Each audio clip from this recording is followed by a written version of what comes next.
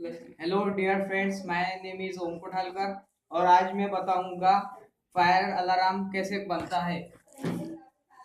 और ये हमारा फायर अलार्म का सर्किट और ये है ट्रांजिस्टर 369, ये सेकंड ट्रांजिस्टर 548 और 1 के रेजिस्टेंस और 360 resistance. This is a capacitor and ये बजर और ये स्टार्टर का लाइट।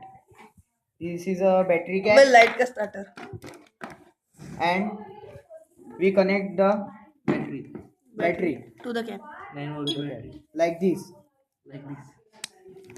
घुस गई ये है कनेक्ट हो चुका है। ये ये बजर है।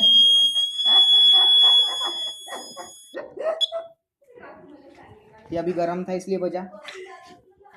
ये हमने कनेक्ट किया और ये अबे यार मत करे ना। स्टार्ट।